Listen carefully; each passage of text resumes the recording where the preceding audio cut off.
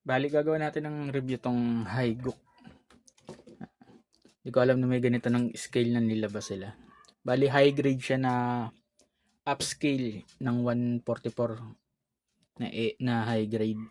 Ginawa nilang 100 scale. High grade pa rin siya pero mas pinalaki lang yung scale niya. Na 100 scale siya. Gayang-gaya pa rin to ng 144 scale. Pinalaki lang talaga. Ginawang kasing laki ng MD. Pero yung pagbibuild niya, parang high grade pa rin. Walang pinagkaiba. Solid din, ang ganda oh. Walang nalalaglag na parts. Yan siya. Solid din yung details. Parang nadagdagan lang ng mga lining. Kesa dun sa high grade na 144 scale. Hyguk Gundam. Tuwan-tuwa ako na nakita ko sa online may ganito na. Naalala ko kasi yung sa PlayStation 1 dati. Battle Assault 2. Nilalaro namin PlayStation 2. Gundam Battle Assault 2. Yan, hindi ko maano to, kakaiba kasi itsura nito. Pang ano siya, aquatic na Gundam. Submarine. Yan, pag inangat mo, hindi naman siya bumababa. Yung pinaka mahinang parts niya lang dito, yung dito banda sa hips niya. Yung sa singit. Ito eh. Kasi ball joint siya. Pag mabigat yung, pag di tama yung pagtayo mo, pwede siyang matumba. Pero sa akin okay naman. Ayan, bumababa. Yan lang pinaka downside ng ginawa nilang ball joint yung dito banda sa paa. Pero pag tama yung tayo mo, hindi siya okay naman. May accessory siya, 4 na accessories. Itong tank, yung tank na nilalagay sa kamay kapag nagiging submarine siya. Yan, dalawa. Saka dalawang torpedo. Bali yung torpedo niya, dito nilalagay sa kamay niya. Yan siya. Saka dito sa kabila.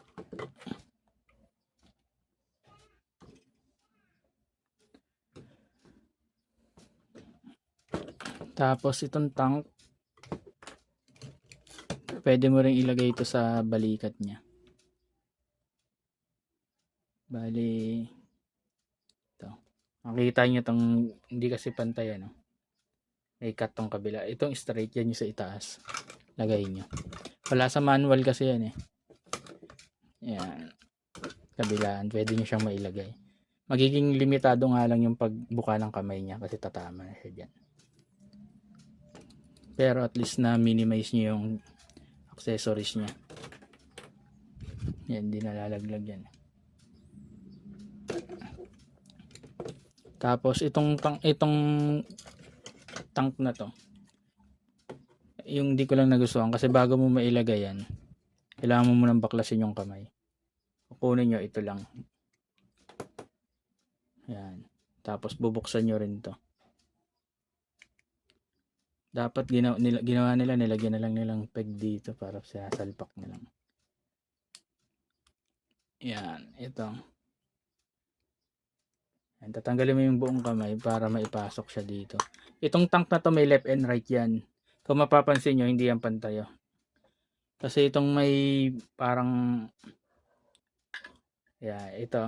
Yan yung tututok mo dito sa mas matulis. Kabilaan yan, pag di tama yung paglagay nyo, hindi nyo maglalak.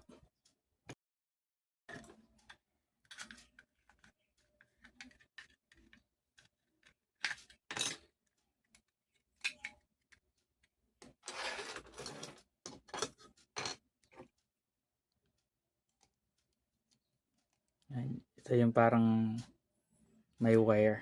Dun sa kabilang side yung may matulis.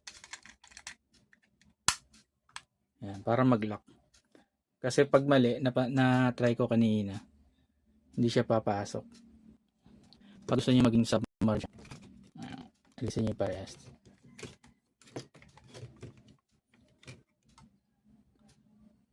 Yan, hindi pantay ano.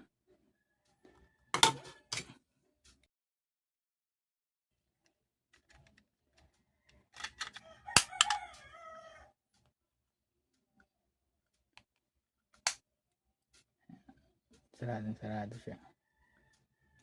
Tapos gagawin yung submarine.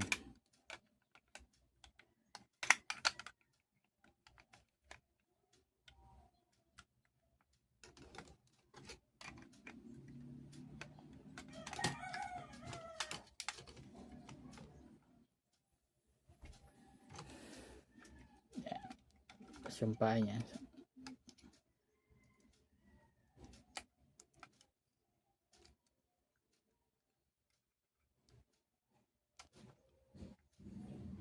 Submarine type. Ito yan.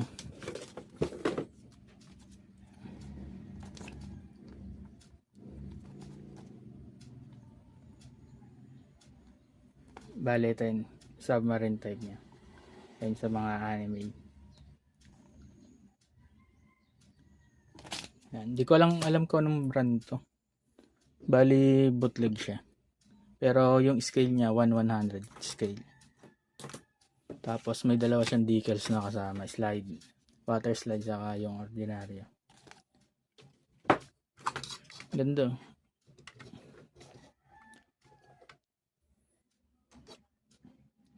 Yan, pang tubig na Gundam kasi siya. Mono eye na mobile suit. Ganda to sa mga nangongolekta ng mono eye. Sakto sa 100 scale, 1/100 scale.